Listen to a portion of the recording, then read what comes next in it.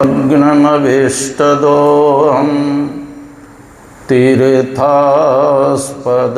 शिवविरञ्चिनुतं सुरन्यं भृत्यार्तिहं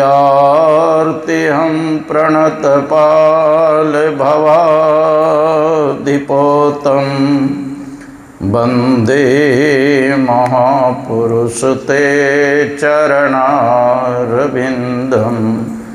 त्यक्त्वा सुदुस्त्यजसुरेप्सितराजलक्ष्मीं धर्मिष्ठ आर्यवचसा यद्गादरण्यं मायामृगं दयितयेप्सितमन्वधावत् वन्दे महापुरुषते चरणारविन्दम् अखण्डानन्दबोधाय शिष्यसन्तापहारिणे सच्चिदानन्दरूपाय रामाय गुरवे नमः। पूज्यपाद गुरुजन, उपस्थित माताओं एवं भक्तिमती बहनों, मुदमंगलमय संत समाज, आइए दो चार बार भगवान नाम करके कहूँगा, आप लोग पीछे से करतल ध्वनि के साथ बोलेंगे। जय जय राम, जय जय राम, जय जय राम कहो, जय जय राम, जय जय राम, जय जय राम, जय जय राम कहो, जय जय जय जय राम, जय जय राम, जय जय राम कहो, जय जय राम, जय जय राम, जय जय राम, जय जय राम कहो, जय जय राम। जयति जयति जय राम, हो राम राम, जयति जयति जय राम, हो राम राम, जयति जयति जय राम, हो राम राम, जयति जयति जय राम, हो राम राम। सब में व्यापक सब तेरा, सब में व्यापक सब तेरा, सब में व्यापक सब तेरा, सब में व्यापक सब सब घट एक ही राम, हो राम राम, सब घट एक ही राम, हो राम राम। हम सब घट एक ही राम, हो राम राम, सब घट एक ही राम, हो राम राम। बोलिए प्रेम से श्री सद्गुरु महाराज की जय। गुरु महाराज के सिंह कृपा से हम लोग संत मत सत्संग में बैठे हुए हैं। संत मत सत्संग के द्वारा एक ईश्वर भक्ति का प्रचार प्रसार किया जाता है।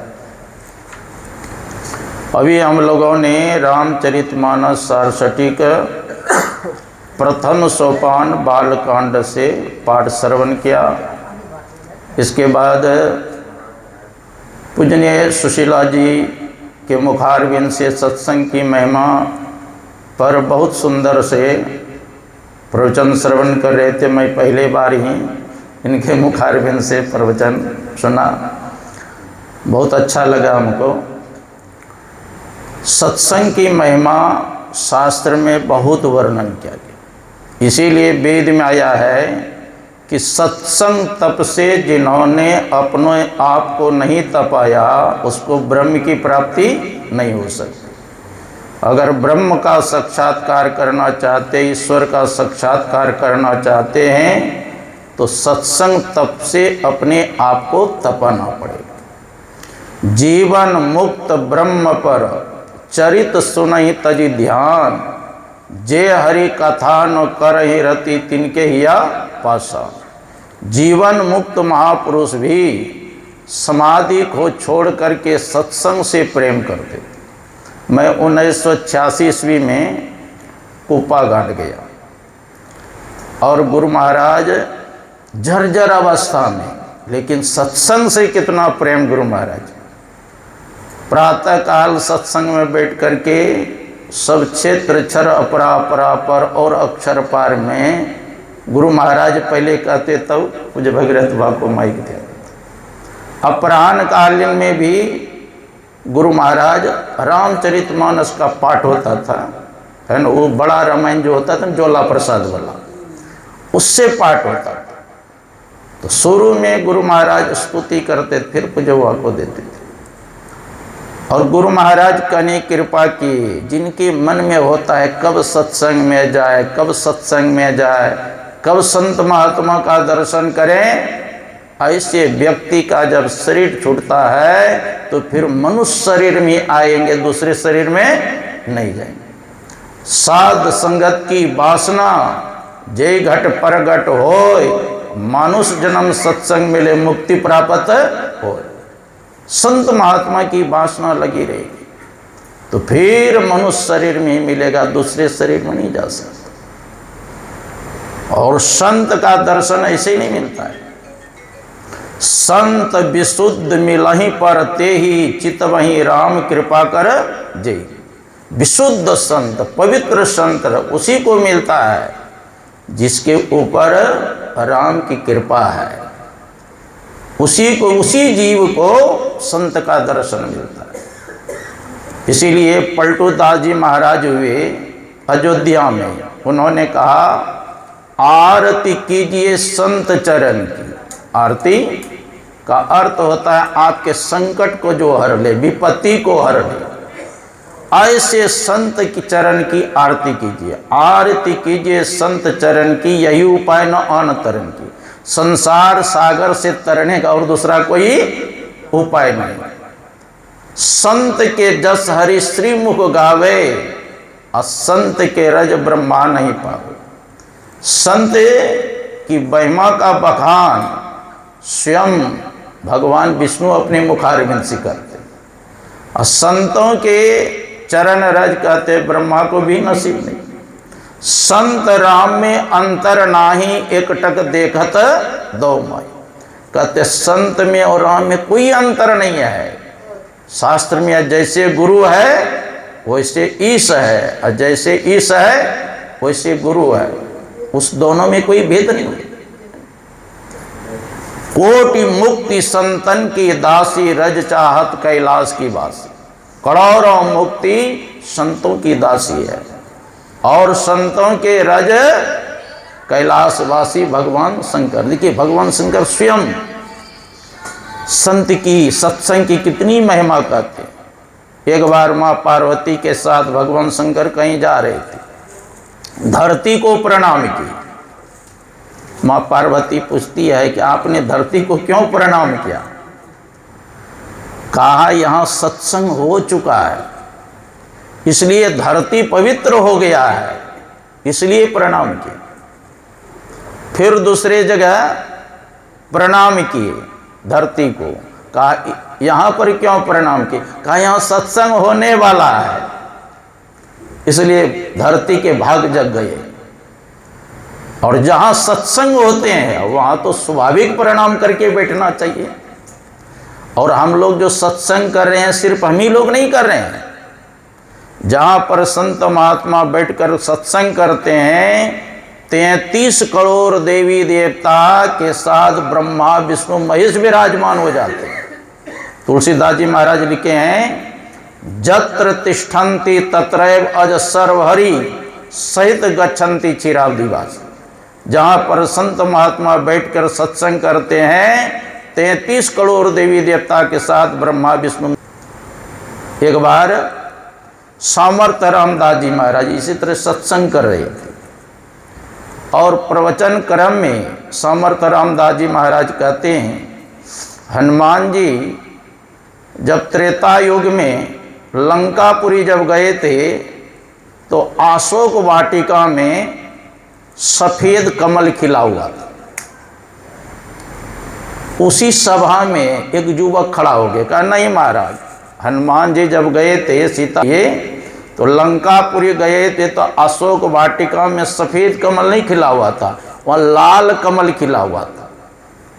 समर्थ रामदास जी महाराज, अरे बच्चे बैठ जाओ, हनुमान जी गए थे वहाँ पर सफ़ेद कमल खिला हुआ था। वो बच्चा कोई दूसरा नहीं था, स्वयं हनुमान जी भेष बदल करके बैठे थे सत्संग में।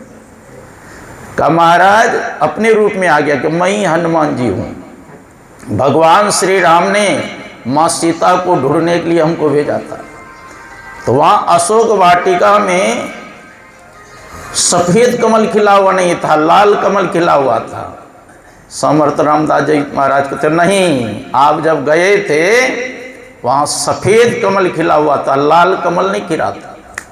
कहते उसी सभा में भगवान श्री राम प्रकट हो गए और भगवान श्री राम कहते हैं हनुमान जी से कि महाराज ठीक कहते हैं, आप जब गए थे अशोक वाटिका यथार्थ में वहाँ सफ़ेद कमल ही खिला हुआ था, लेकिन रावण के प्रति तुम्हारा इतना क्रोध बढ़ गया था कि वो सफ़ेद कमल भी तुमको लाल दिखाई देता था। जैसे कोई व्यक्ति क्रोधित हो जाते हैं, देखते हैं आकाश वगैरह घर सभी लाल दिखाई देता है ना। तो कहने का मतलब क्या हुआ कि जहाँ सत्संग होते हैं वहाँ भगवान श्री राम आते हैं, और जहाँ सत्संग होते हैं हनुमान जी आते हैं। और दूसरी बात है कि संत की कैसी दृष्टि होती है। हनुमान जी गए थे त्रेता युग में और कलयुग के संत कैसे जान गए। इसका मतलब होता है कि संत जो होते हैं वो त्रैकालदर्शी होते हैं, भूत भविष्य वर्तमान तीनों काल के ज्ञाता है, उससे कुछ भी छिपा हुआ नहीं रहता है। महर्षि में प्रमाण जी महाराज कहा करते थे, मेरे पास ऐसे ऐसे व्यक्ति आते हैं, अगर उसकी मन की बात बताने लगो तो फिर मेरे पास नहीं आएगा, क्या क्या संकल्प लेकर। तो संत जो होते वो मन की बात जान जाते हैं। रामकृष्ण परमहंस जी महाराज ने लिखा है कि जैसे कांच के अलमारी में आप कुछ भी सामान रख देते हैं तो बाहर से देख लेते हैं कि नहीं, कहा उसी प्रकार साधारण जीव क्या सोचते हैं उस संत उसके मन की बात जान जाते हैं। जैसे अभी सत्संग कर रहे हैं, भगवान बुद्ध भी सत्संग कर रहे थे, एक कुमारी लड़की आई, भगवान बुद्ध को प्रणाम करके बैठ गई। भगवान बुद्ध पूछते हैं, कुमारी के तू कहाँ से आई है। कहा भगवान मैं नहीं जानती। कहाँ जाएगी, मैं नहीं जानती। क्या तू नहीं जानती है। कहा मैं जानती हूँ। कहा तू जानती है। कहा मैं नहीं जानती हूँ। जितने आदमी बैठे थे सबके मन में आक्रोश हुआ, ये तो कोई बच्ची नहीं है, ये सयानी है। भगवान बुद्ध पूछते कहाँ से आई है तो उनको नहीं पता, कहाँ जाएगी तो नहीं पता। जब पूछते हैं क्या तुमको नहीं पता, तो कहते हाँ पता है। जब पूछते हैं कि पता है तो कहते नहीं। तो भगवान बुद्ध सबके मन की बात जानते थे। तो भगवान बुद्ध ने कहा मैं क्या पूछ रहा हूँ, तू क्या उत्तर दे रही है, और सवास है कि नहीं। कहा भगवान आप तो जानते ही हैं कि मैं अमुक पेशकार की लड़की हूँ, अभी तो मेरी शादी भी नहीं हुई है, कहाँ जाऊँगे कहाँ आऊँगे। आपका यह पूछना नहीं है। आपने कहा कुमारी के तू कहाँ से आई है, तो मैंने कहा नहीं जानती हूँ कि किस जौनी से या मनुष्य शरीर में मैं आई हूँ यह पता हमको नहीं है, इसीलिए मैं कहा नहीं जानती। फिर आपने कहा कहाँ जाओगी, तो हमको पता नहीं, शरीर छोड़ के कहाँ जाएंगे यह भी पता नहीं। फिर आपने पूछा क्या नहीं जानती हूँ, तो मैंने कहा जानती हूँ, एक दिन शरीर छोड़ना है, ये पता सबको है। फिर आपने क्या तू जानती हो, तो मैंने कहा नहीं जानती को कब शरीर छोड़ना है। देखो चार ही बात है, किस योनि से मनुष्य शरीर में आई ये भी पता नहीं है, और शरीर छोड़ के कहाँ जाएंगे ये भी पता नहीं है। एक दिन शरीर सबको छोड़ना यह पता सबको है, लेकिन कब शरीर छोड़ना यह पता नहीं है। इसीलिए मस्ती से खाते हैं सोते रहते हैं। जिस दिन पता चल जाएगा तो खाना पीना सब हराम हो जाएगा। तो ये ज्ञान कहाँ होगा? सत्संग में ही होगा ना। एक बार नारद जी भगवान विष्णु के पास गए, कहा प्रभु मैं आपके मुखारविंद से जानना चाहता हूं कि सत्संग का क्या महिमा है, संत दर्शन का क्या फल है। तो भगवान कहते हैं जानना चाहते हो कि सुनना चाहते हो? मैं जानना चाहता हूं। कहा एक काम करो, यहाँ से तुम भद्रा नदी के तट पर एक बरगद का वृक्ष है, वहाँ जाओ तब तुमको पता चल जाएगा। और जो व्यक्ति मिल जाए उसी से पूछना। तो नारद जी गए, देखा एक कीड़ा नीचे से ऊपर चढ़ते हुए जा रहा है। तो नारद जी सबकी भाषा जानते थे ना, तो उस कीड़ा से पूछते हैं नारद जी कहो सत्संग का क्या महिमा है, संत दर्शन का क्या फल है। जैसे नारद जी पूछे, वो कीड़ा जो ऊपर चढ़ रहा था वह नीचे गिरा, राम नाम सत्य हो गए। नारद जी सोचने लग गए, ये तो कीड़ा कुछ उत्तर तो दिया नहीं। फिर गए भगवान विष्णु के पास, कहा प्रभु आपके कहे अनुसार मैं गया, कीड़ा से पूछा, वो तो उत्तर दिया नहीं, मर गया। कहा फिर वहीं जाओ, एक हंस का बच्चा मिले, उससे पूछना। तो नारद जी वहाँ गए, हंस से बच्चा से कहते हैं कहो जी सत्संग का क्या महिमा है, संत दर्शन का क्या फल है। वो हंस का बच्चा ऊपर से गिरा, नीचे राम नाम सत्य हो गया।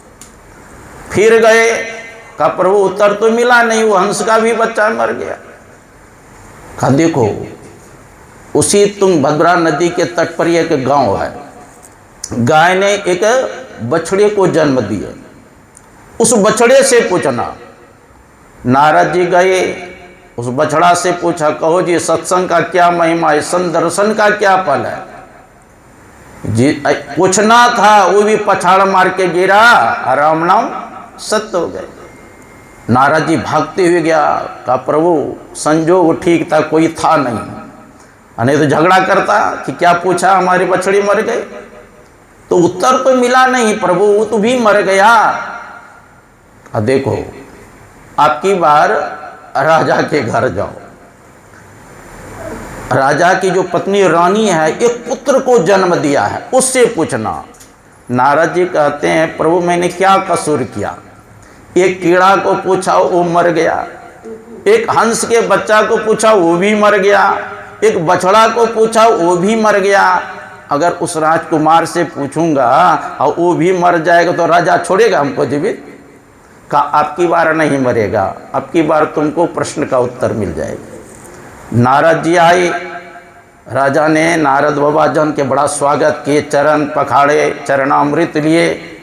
कहा हमारा तो अहो भाग्य है, आप जैसे संत पधारे, हमारा घर पवित्र हो गया, हमारा कल्याण हो जाएगा। कहा देखिए मैं किसी कारण बस आया, मैं सुना हूँ आपको एक पुत्र की प्राप्ति हुई है, मैं उस बालक से मिलना चाहता हूँ। कहा बाबा मिल लीजिए। कहा देखिए मेरा शर्त है उस कमरे में रखो बालक को जिसमें कम से कम 2 दरवाजा हो, है ना, सोचा कोई घटना होगा तो भागने का मौका मिले। और उस कमरे में कोई व्यक्ति नहीं रहना चाहिए, मैं रहूँगा वो बालक रहेगा। तो राजा ने व्यवस्था कर दिया। जैसे नारद जी गए चौखट के पास, वो बालक कहते आइए नारद बाबा आपका स्वागत है। आप यही पूछना चाहते हैं ना कि संत सत्संग का क्या महत्व है, संत दर्शन का क्या फल है। तो अरे मैं तो प्रश्न भी नहीं किया, पहले से उत्तर देने लग गया। बाबा आपने नहीं पहचाना हमको, पहले मैं कीड़ा के शरीर में था, आपने जो ये पवित्र शब्द जो बोले कि सत्संग का क्या महत्व है, संत दर्शन का क्या फल है, वो पवित्र कान में जो शब्द गया, अशुभ बला शरीर छूट गया। तब मैं हंस के शरीर में आया, वहाँ पर भी आपने बोला, वो हंस का शरीर छूटा। तब मैं बछड़े के शरीर में आया, वहाँ पर भी प्रश्न किया, उस शरीर छूट गया। अब मैं राजकुमार के शरीर में आ गया हूँ। आप संत है, आपके कृपा से मैं मनुष्य शरीर में आ गया हूँ। अब हमको दीक्षा दीजिए, भजन भेज दीजिए, और साधना करके मैं आत्म कल्याण प्राप्त कर लूँगा, मोक्ष को प्राप्त कर लूँगा। यही संत दर्शन का फल है महाराज। संत के दर्शन से सारे पाप टल जाते हैं। संत कबीर साहब की वाणी है, संत मिलय ये सब टलय, काल जाल जम के चोट, शीश नवावत ढही पड़े अग पापन की पोट। अगर संत मिल जाए तो क्या सब टलेगा? काल, काल कहते समय को, कहते महाराज अभी समय बड़ा गड़बड़ है। कहते संत के दर्शन करेंगे तो वो गड़बड़ समय भी सही हो जाएगा। काल जाल, जाल मतलब प्रपंच। कहते महाराज क्या करें, बगल में सत्संग हो रहा है, फिर भी जाने का फुर्सत नहीं मिलता है। बाल बच्चे घर गृहस्थी में इतने जंजाल में पड़ा हुआ हूँ, फुर्सत ही नहीं मिलता है। कहा किसी प्रकार सत्संग में चले गए तो धीरे धीरे जंजाल भी छूट जाएगा। काल जाल जम के चोट, जो जमराज का मार पड़ने वाला है वो भी टल जाएगा। तो आपके मन में होगा कि जमराज का मैंने क्या बिगाड़ा है जो हमको मारेगा, है? तो पलटू दास जी महाराज हुए अयोध्या में, उन्होंने कहा नहीं मुख राम गाओगे आगे दुख बढ़ा पाओगे। सबसे बड़ा दुख क्या है? गुरु महाराज कहते आवागमन सम दुख दूजा, है नहीं जग में कोई, इसके निवारण के लिए प्रभु भक्ति करना चाहिए। जन्मना मरना, यही तो आवागमन है, सबसे बड़ा दुख है। का सत्संग नहीं करोगे, भगवान का गुणगान नहीं करोगे तो बड़ा दुख आने वाला है ना? नहीं मुख राम गाओगे आगे दुख बढ़ा पाओगे। राम बिन कौन तारेगा, पकड़ी जमदूत मारेगा। जब जमराज का दूत पिटाई करेगा तो उसमें कोई बचाने आएगा? महाराज मैंने क्या बिगाड़ा है जो जमराज का दूत मारेगा? तो जमराज के दूत पूछेंगे, आप के ग्राम में शहर में सत्संग हो रहा था, कभी बैठ के घंटा ध्यान किया, कभी 1 घंटा बैठ के सत्संग किया? तो जो किया है तो गर्व से कहेंगे हाँ मैंने किया है, और जो नहीं किया है तो क्या वो उत्तर देगा? पूछेगा कबहू सत्संग न किन्ना, भूखे को ना ही कछु दिन ना, मयाओ मोह में झूले, और कुटुंब परिवार लकी पुले। पूछे धर्मराज जब भाई, बचन मुख ना ही कही आई, पलटू दास लकी रोया सुगरतन पाई के पोया। पलटू दास जी महाराज कहते कितना सुंदर शरीर मिला था और तूने व्यर्थ में समय गंवा दिया, सत्संग ध्यान नहीं किया कुछ। एक ऋषिकेश में थे गुरु महाराज के शिष्य धीरेन्द्र बाबा, है ना? वो विश्व गुरु के बगल में थे, परमार्थ आश्रम के बगल में गंगा किनारे, बड़े लंबे तगड़े थे वो। वो 3 बजे ब्रह्म मुहूर्त से भोजन बनाना शुरू करता था। 8 बजते बजते सैकड़ों महात्मा को भोजन कराते थे। और जब सब भोजन करने लगते थे तो एक फकड़ा पढ़ते थे वो, दालो खैले, भातो खैले, पूरे खैले चटनी, आए जे तो जमरैया भैया हड्डी कर तो बुकनी। एक बूढ़ी माता थी, कहते बाबा हमरे कलो, कले तो रहे के लिए होगा। जो भगवान के भजन नहीं करेंगे उसको मार मार के जमराज हड्डी बुकनी करेगा, जैसे सूखा मिर्चाई का बुकनी बनाते हैं ना, सब हड्डी को चूरेगा।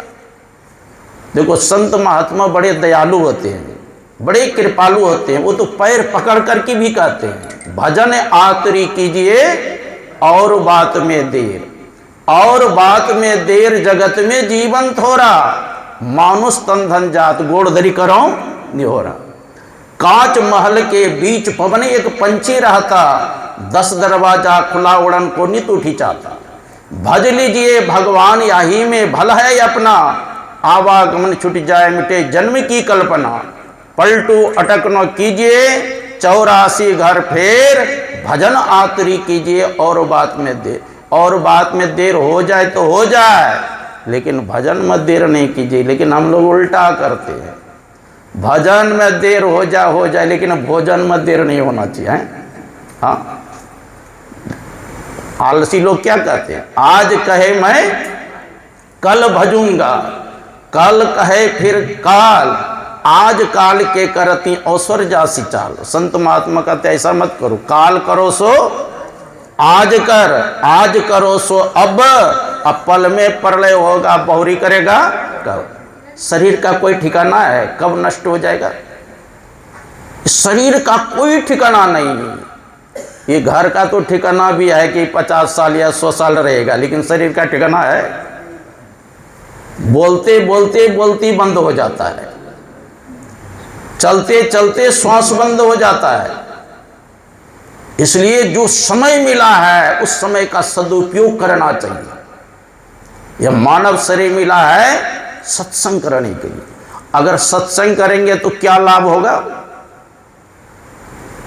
तुलसीदास जी महाराज कहते सत्संग करने से 4 फल की प्राप्ति होती है। कितना फल, कौन कौन, आम कटहल बड़हर केला, खाइए तो खाओगे तो पच जाएगा, तब कौन फल मिलेगा महाराज का। सुनी समु जहि जन मुदित मनो, मज्जहि अति अनुराग, लहई 4 फल अछत तनु साधु समाज प्रिया। जो संतों के समाज में जाकर के आनंद मन से सुनते और समझते हैं, शरीर रहते 4 फल की प्राप्ति होती है, अर्थ धर्म काम और मोक्ष। अर्थ कहते हैं संपत्ति को, आपके पास संपत्ति आएगी तो धर्म करेंगे, क्योंकि बिनु धन धर्म होई नो खगेसा, बिना धन का धर्म होगा।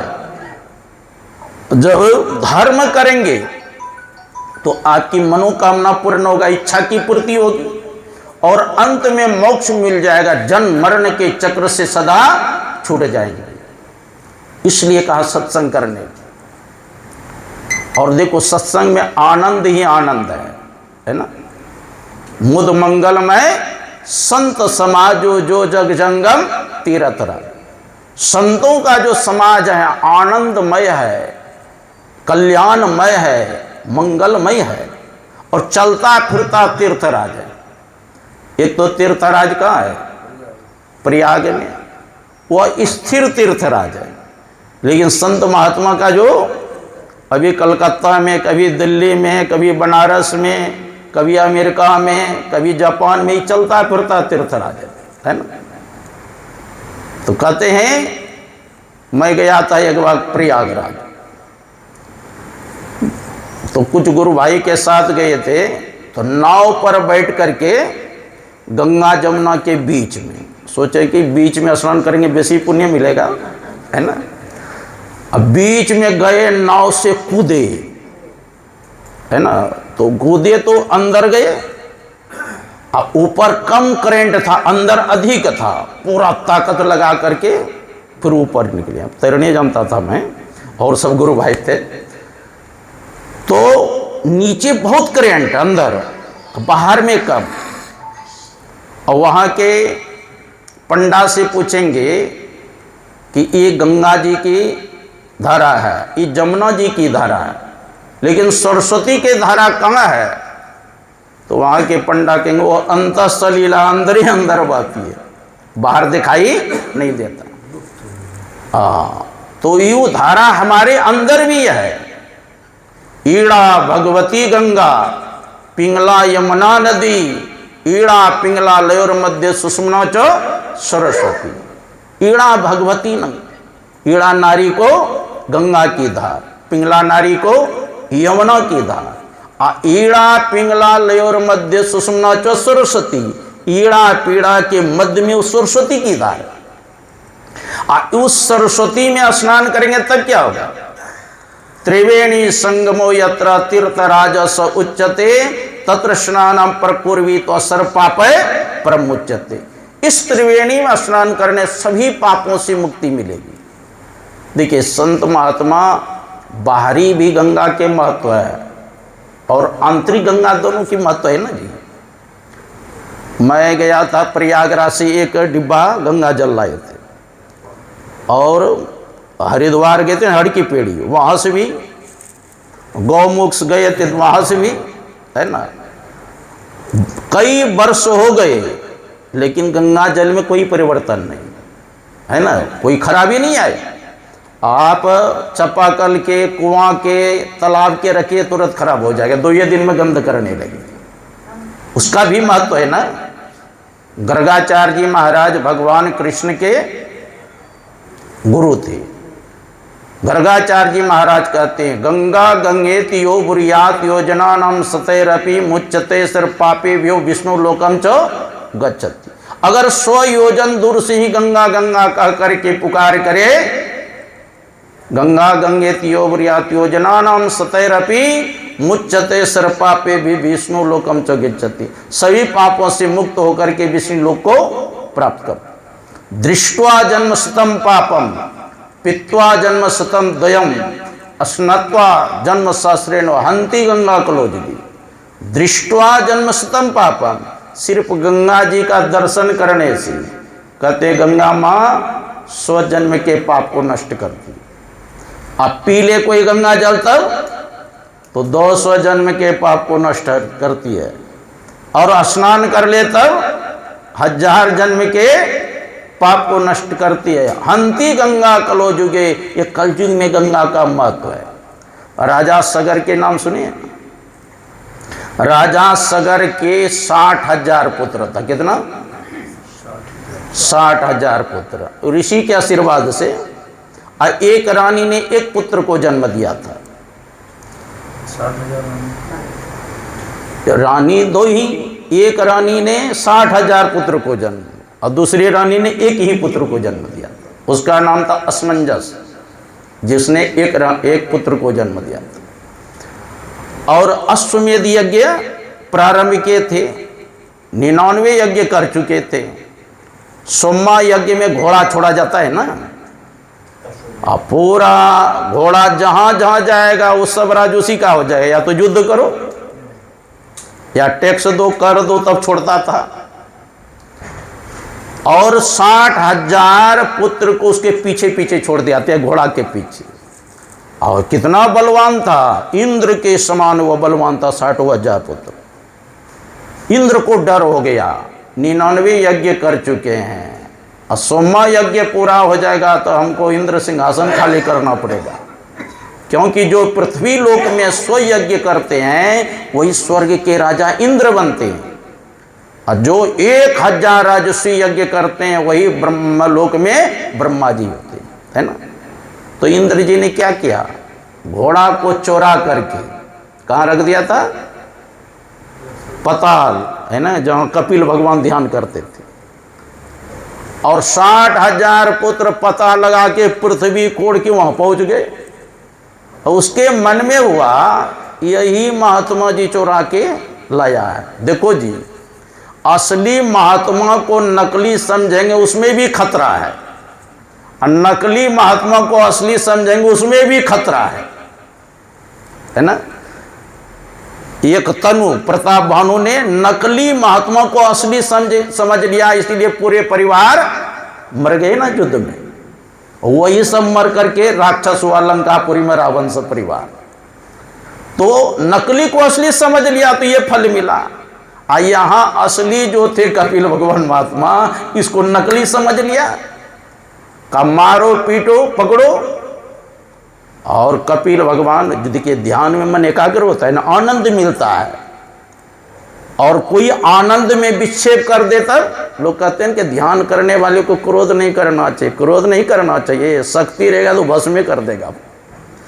कपिल भगवान जैसे अपने आंख को खोले कि 60,000 पुत्र राजा सगर के 1 सेकंड में भस्म हो गई। अब बताइए, लकड़ी जुटाने में, मसाला जुटाने में कितना लगता है खर्चा? सिर पर देखने मात्र से पूरे शरीर में आग लग गया, सब जल के भस्म हो। तो राजा सगर का एक पुत्र, एक रानी का जो था वो बच गया था, समंजस। वो आए, प्रणाम किए, प्रार्थना किए कि हमारे भाई का कैसे उद्धार होगा। का घोड़ा ले जाओ, यज्ञ पूरा करो, तुम्हारे भाई का उद्धार तब होगा जब स्वर्ग से गंगा जी आएगी, उसके जल से तुम्हारे भाई का राग भिजेगा, तब कल्याण होगा, उद्धार होगा। असमंजस ने तपस्या किया, गंगा मां प्रकट नहीं। अंशुमान ने किया, बहुत राजा हुए, अंत में भगीरथ जी ने तपस्या करके गंगा मां को प्रसन्न किया। कहा बेटा वरदान मांगो, तो आप पृथ्वी लोग चले मेरे भाई का उद्धार करने के लिए, जो पूर्वज का शरीर छूट गया। कहा गंगा मां कहती है मैं नहीं जाऊंगी। कहा क्यों?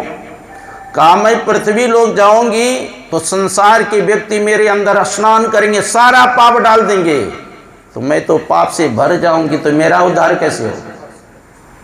भगीरथ जी ने कहा माता जी आप सही कहती है, संसार के लोग आपके अंदर स्नान करेंगे, सारा पाप डालेगा, लेकिन जिस दिन संत महात्मा आपके अंदर स्नान करेंगे उस दिन आप भी पाप से मुक्त हो जाएंगे। मतलब गंगा मां को भी पवित्र करने वाले कौन हो गए? संत। अब दूसरी शर्त रखती है गंगा मां कि मैं जो स्वर्ग से आऊंगी हमको कोई धारण करने वाला चाहिए, नहीं तो पृथ्वी फोड़ के पताल चली जाऊंगी, आपस नहीं आऊंगी। तो भगीरथ जी ने कहा आपको धारण करेंगे भगवान शंकर, है ना। तो भगवान शंकर के तपस्या करके भगीरथ जी ने प्रसन्न किया। भगवान शंकर ने कहा ठीक है मैं धारण करूं। तब गंगा मां से प्रार्थना किए तो ऊपर से ब्रह्मा जी ने अपने कमंडलों से गंगा जी को छोड़े, कलकल धारा करते हुए भगवान शंकर के जटाजूट में ही समा गई, क्योंकि गंगा मां के मन में अभिमान आ गई थी कि भगवान शंकर को भी लेते देती मैं पताल चली जाऊं। तो भगवान शंकर तो समर्थ थे, इतना जटा फैलाए भगवान शंकर कि साल भर जटा में ही घूमती रह गई, है ना। तब भगीरथ जी ने प्रार्थना किए तो भगवान शंकर ने एक जटा को पृथ्वी पर पटक दिया, उससे 3 धारा निकला, एक धारा स्वर्ग गया, एक पृथ्वी पर, एक पताल। और भगीरथ जी रथ पर चढ़ करके आगे आगे और पीछे पीछे गंगा मां।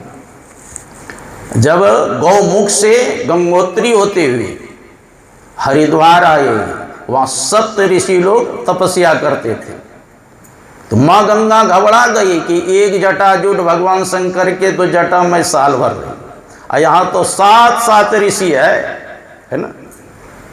तो इसीलिए गंगा मां 7 धारा में विभक्त हो गई। और वहां से इलाहाबाद होते जो प्रयागराज कहते हैं, बनारस होते हुए सुल्तानगंज आए, एक जाह्नवी ऋषि थे, वो भी तपस्या करते थे, है ना। और वो महात्मा का भी कमंडल उंडल भसाती हुई गंगा मां आगे बढ़ी, दिखा रहे हमारे तो सब भसा कर ले जा रही है। एक चूरू जल पी गए जाह्नवी ऋषि, गंगा मां चली गई अंदर। अब भगीरथ जी देखते तो अता पता ही नहीं गंगा जी, तो ऋषि से प्रार्थना किए।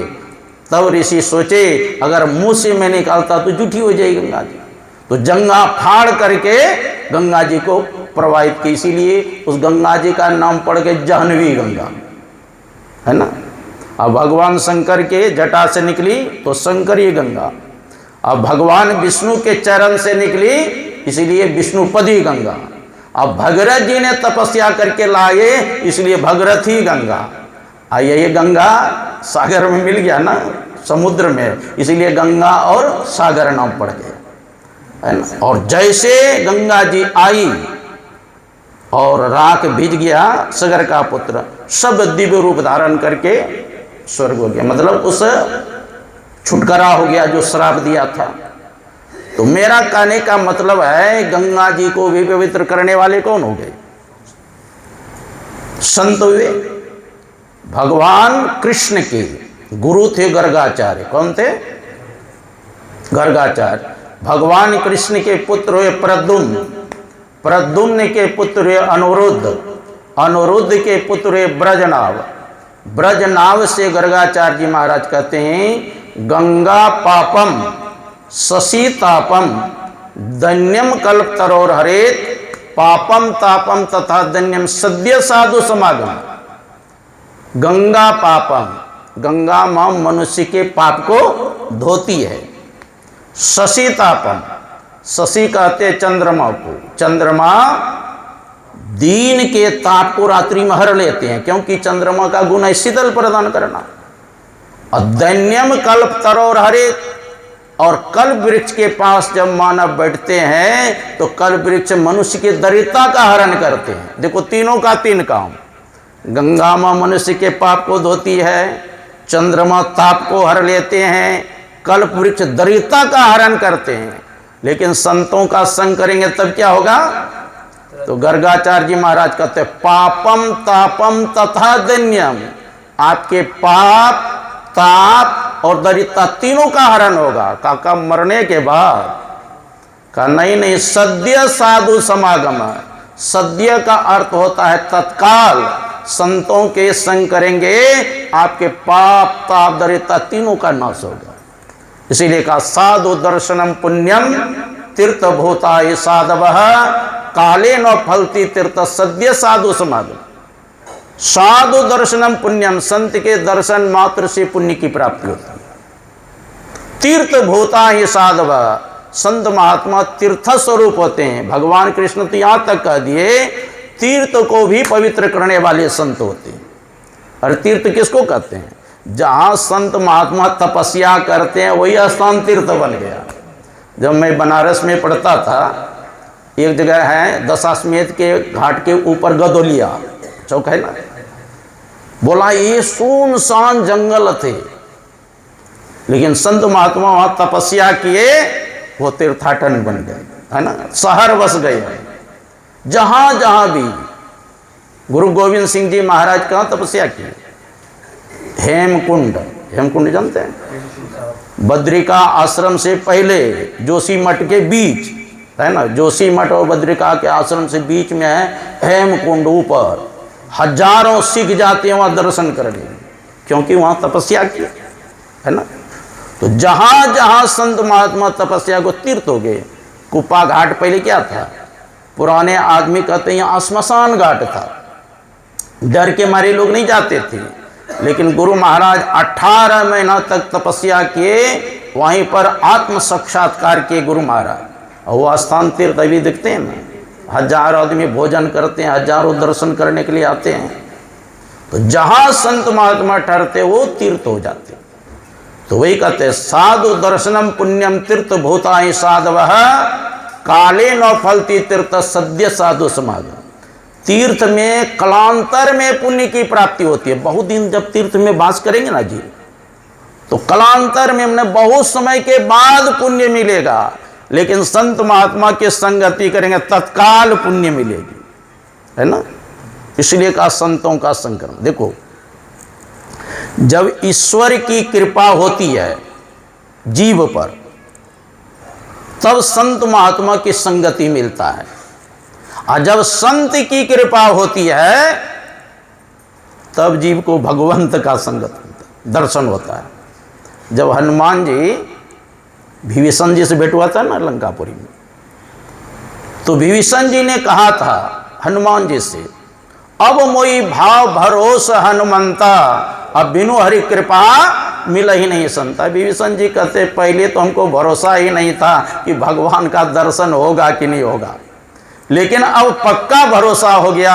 आप जैसे संत का दर्शन हो गया तो भगवंत का अवश्य दर्शन होगा। तो विभीषण जी को हनुमान जैसे संत का पहले दर्शन, तब ना भगवान राम का दर्शन हुआ। हाँ, भगवान श्री राम और भरत सब भाई गेंद खेलते थे आपस में।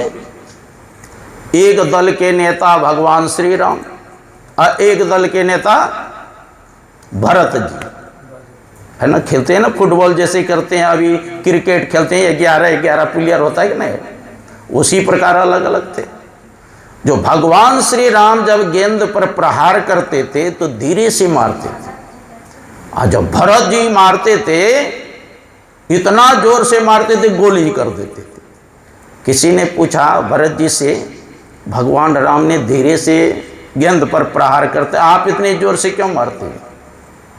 तो कहा, महापुरुषों ने कहा भगवान राम ब्रह्म है, और गेंद जो है वह जीव है, अब भरत जी हैं संत है। जब भगवंत से ब्रह्म से जीव अलग होता है, जब संत के शरण में आते हैं तो संत को बड़ी दया आती है। वो वैराग्य रूपी चरण का इतना जोर से प्रहार करते हैं कि वो भगवंत के पास ही भेज देते, है ना। तो जीव का कल्याण करने वाले कौन होते हैं? संत होते हैं। इसलिए प्रथम भगति संतन कर संगा, संतों का संग करेंगे भक्ति प्रारंभ हो जाएगा। जैसे हम लोग पूजा पाठ करते हैं, तो पूजा पाठ करते हैं तो किसका सबसे पहले आह्वान होता है पता है? श्री गणेशाय नमः। गणेश जी संकट हरता है ना, विघ्न हरता है, गणेश जी की आह्वान करते। लेकिन भक्ति मार्ग में प्रवेश करने से पहले क्या करना पड़ेगा? संतों का संग करना पड़ेगा, है ना। इसलिए कहा प्रथम भगति संतन करो संग। संतों का संग करेंगे भक्ति प्रारंभ हो जाएगी। इसलिए पहले संतों का संग करने के लिए कहा। और देखो जी, दो प्रकार के सत्संग गुरु महाराज के करने के, धर्म कथा बाहर सत्संगा, अंतर सत्संग ध्यानवान। ये बाहरी सत्संग है अभी जो हो रहा है, नहीं किसको कहते हैं? इसको बाह्य सत्संग। और आंतरिक सत्संग किसको है? आंख बंद करके एक नाम का जप करते हैं, एक रूप का ध्यान करते हैं, दृष्टियोग साधन करते हैं और नादान संधि आंतरिक सत्संग करते हैं। दोनों प्रकार के सत्संग करने से जीव का परम कल्याण होता है ना। तो यह भी है कि सत्संग कर लीजिए। और परमात्मा के बहुत नाम है, उन नामों से एक नाम का जप करें। गुरु महाराज कहते अति पावन गुरु मंत्र मन ही मन जाप जप। अत्यंत पवित्र गुरु मंत्र का उठते बैठते खाते पीते सोते जप करते रहिए। देखो, जप करने से आयु बढ़ जाता है, संकल्प अच्छे करने से आयु बढ़ता है। एक शैलेंद्र साहु थे, है ना, बिहार में एक जगह है बका जिला, ससुराल में ही रहते हैं। एक बार कुप्पा घाट आए गुरु सेवी स्वामी भगरत जी महाराज के पास। बड़ा मायूस था, दुखित था बेचारा। पुजवा पूछते हैं, डॉक्टर साहब क्या बात है, बड़े दुखित हैं। कहा बाबा आजकल मरने का डर हमको बहुत लगता है। बाबा कहते हैं हाँ सीधा करो। तो सीधा क्या? कहा देखिए ये बगल में है ना, ये आयु रेखा है, ये आपका कट गया है, इसलिए डर लग रहा है। हो सकता है गाड़ी से टकरा के आपकी मृत्यु हो जाए, इसीलिए आपको डर लग रहा है। बेचारा पहले से तो डरा हुआ था ही, और डर के मारे हालत खराब हो गई। बाबा कहते हैं एक काम कीजिए, आप डॉक्टरी करते हैं? कहा जी। गरीब से फीस मत लीजिएगा, हो सके तो दवाई भी फ्री में दे दीजिएगा। मन से वचन से कर्म से किसी के प्रति बुरा मत सोचिएगा, है ना। मन से वचन से कर्म से किसी के प्रति बुरा मत सोचिएगा। प्रातः काल स्नान करके जप ध्यान कीजिए, सायन काल स्नान करके जप ध्यान कीजिए, निरंतर जप ध्यान करिए। मरता क्या नहीं करता, डर के मारे करने लग गए। जैसे कहे बाबा 6 महीना के बाद फिर आए तो आपकी बार हंसते हुए आए, मुस्कुराते हुए। बाबा कहते क्या बात है डॉक्टर साहब, बड़ा आप जा प्रसन्न है। कहते बाबा वो जो हस्तरेखा कट गया तो वो जुट गया। मतलब अच्छे संकल्प करने से, जब ध्यान करने से आयु बढ़ जाता है ना, संकट कट जाता है। संकट से हनुमान छोड़ावे। कब हनुमान जी छोड़ाते हैं? मन वचन कर्म जो ध्यान जो लावे। जो मन वचन कर्म से ध्यान करेंगे उसी का संकट दूर करेंगे हनुमान जी, है ना। संकट ते हनुमान छोड़ावे, मन वचन कर्म ध्यान जो लावे। का हनुमंत विपत्ति प्रभु सोई, जब तब सुमरन भजन होई। विपत्ति कब होता है जीव के ऊपर? जब आप भजन सुमरन सत्संग ध्यान नहीं करते हैं, तभी तो विपत्ति आती है।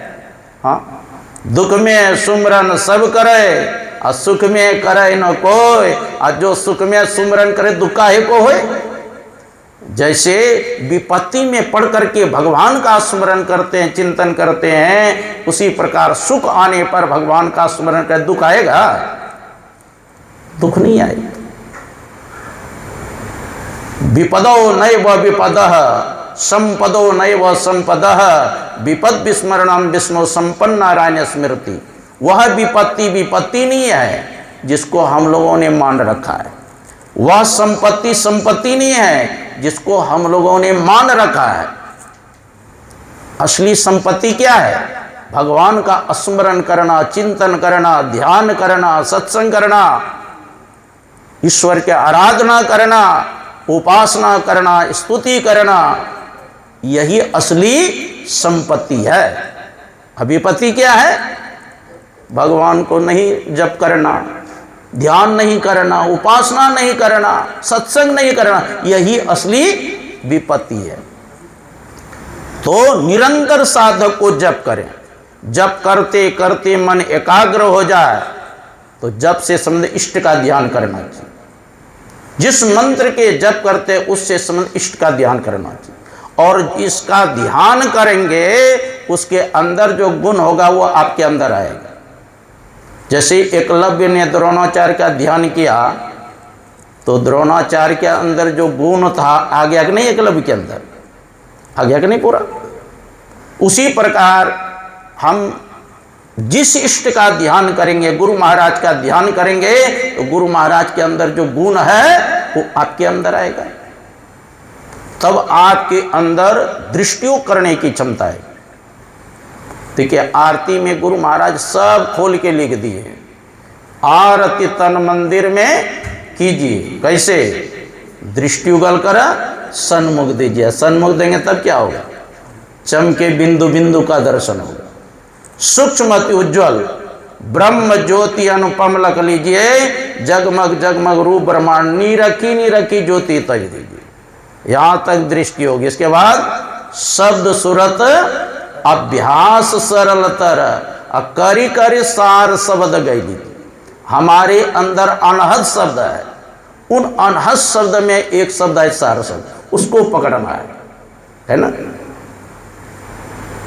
पहले मानस जप, मानस ध्यान, दृष्टियों। जब मानस जप, मानस ध्यान, दृष्टियों करते तो मुख बंद रहता है और आंख बंद रहता है। जब शब्द साधना करते हैं तो मुख, आंख, कान तीनों बंद लगाना पड़ता है। तीनों बंद लगाए के सुन अनहट टंकोर, नानक सुन समाधि नहीं सांझ नहीं बोल। ऐसी जुगति कया गढ़ त्यागी भरों भेद सकल मची। इस प्रकार से भक्ति करेंगे। अस्तुल सूक्ष्म कारण महाकारण कैवल के पार, अपार गमन ही सार भक्ति लोही में दार। तो संत मत में यही है कि पहले एक नाम का जप करें, एक रूप का ध्यान करें, दृष्टियों और अनुसंधान करें। इसके लिए सदाचार का पालन करें। झूठ, चोरी, नशा, हिंसा, व्यभिचार, 5 पाप का त्याग करें। देखो, मैंने महाभारत में पढ़ा, जो पुरुष पर स्त्री से प्रेम करते हैं या पर स्त्री पर पुरुष से प्रेम करती है, उसको नरक लोक में लोहा का स्त्री पुरुष बनाया जाता है और उसको तप्त करके आलिंगन किया जाता है। इसलिए पुरुष को चाहिए एक पत्नी व्रत धारण करे और स्त्री को चाहिए एक पति व्रत धारण करो। देखो, ये तो थोड़ा दिन का जिंदगी है ना, थोड़ा दिन का। देखिए, ये क्या संसार नाट्यशाला है। क्या है संसार? नाट्यशाला। नाटक खेले हैं आप लोग, देखे होंगे। तो ये भी नाटक ही हो रहा है। कोई पिता के रोल कर रहे हैं, कोई माँ के रोल कर रहे हैं, कोई पति का रोल कर रहे हैं, कोई पत्नी का रोल कर रहे हैं, कोई सास का रोल कर रहे हैं, कोई ससुर का रोल कर रहे हैं। ये रोल हो रहा है। बढ़िया रोल करके जाएंगे तब तो मनुष्य शरीर मिलेगा, और नहीं तो पशु पक्षी कुत्ते गधा में भेज देगा, है ना।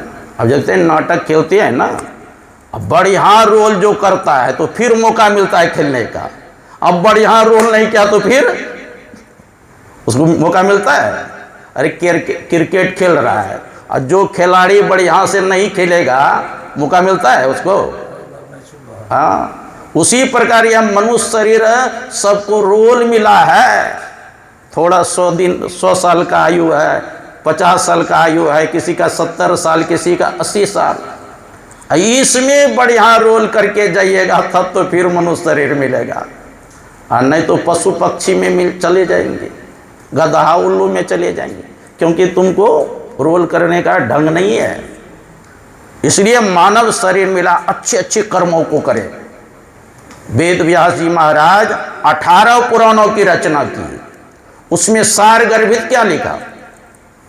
अष्टादश पुराणेषु व्यासस्य वचनद्वयम् परोपकाराय पुण्याय पापानां परिपीडनम्। 18 पुराणों के सार गर्भित वेद व्यास जी महाराज लिखे। अष्टादश पुराणेषु व्यासस्य वचनद्वयम्, 2 ही वचन सार है, परोपकाराय पुण्याय। परोपकार करना यही सबसे बड़ा पुण्य है। अब पापाश्रय को कष्ट देना, सताना, यही सबसे बड़ा पाप है। परहित सरिस धर्म नहीं भाई, अब पर पीड़ा सम नहीं अधमाई। दूसरे का हित करना इससे बढ़कर के पुण्य नहीं है, और दूसरे को सताना इससे बढ़कर के पाप नहीं है। तो मानव शरीर मिला है, अच्छे अच्छे कर्मों को करें, ऐसा कर्म करके जाओ कि बाद में पश्चाताप करना न पड़े, है ना। ऐसा कर्म करो, जब आए तुम जगत में जग हंसे तुम रोए, ऐसी करनी कर चलो तुम हंसो जग रोए। जब बालक का जन्म होता है, माता पिता नाना नानी दादा दादी कितना खुशी मनाते हैं। अब बालक का जन्म हुआ, कितना कष्ट हो रहा है, रो रहा है, उधर ध्यान जाता है किसी का? हाँ, मिठाई बांटते हैं, खुशी मनाते हैं, नाचते कूदते हैं, अब बांटते उधर किसी का ध्यान नहीं। कहा देखो जी, तुम जब जन्म लिया तू तो रो रहा था, अब परिवार के सदस्य खुशी मना रहा था। तुम भी ऐसा कर्म करके संसार से जाओ कि तुम हंसते हुए चले जाओ, और तुम्हारे विरह में परिवार के लोग रोए कि बड़ा नेक व्यक्ति था, बड़ा अच्छा व्यक्ति था, है ना, हमारे सदस्य थे, चले गए। तुम्हारे विरह में ऐसा कर्म करके जाओ। ऐसा कर्म क्या है? यही है सत्संग, दूसरे का भलाई करना, ध्यान करना, यही ना शुभ कर्म है। तो गुरु महाराज कहते 5 पाप का त्याग करो, एक ईश्वर पर अचल विश्वास, पूर्ण भरोसा, ता अपनी अंतर में उनकी प्राप्ति का दृढ़ निश्चय रखना, सदगुरु की निष्कपट सेवा, सत्संग और दृढ़ ध्यानाभ्यास, इन 5 को मोक्ष का कारण समझना चाहिए। तो हम लोगों को जो गुरु महाराज बताए हैं, ब्रह्म मुहूर्त में उठ के ध्यान करना चाहिए, स्नान के बाद ध्यान करना चाहिए, और सायं काल बैठ के ध्यान करना चाहिए, और सोते समय जब ध्यान करते हुए सो जाएंगे तो बुरा स्वप्न नहीं होगा। ये आप लोगों से हम थोड़ा सा कहा। बोलिए श्री सदगुरु महाराज की।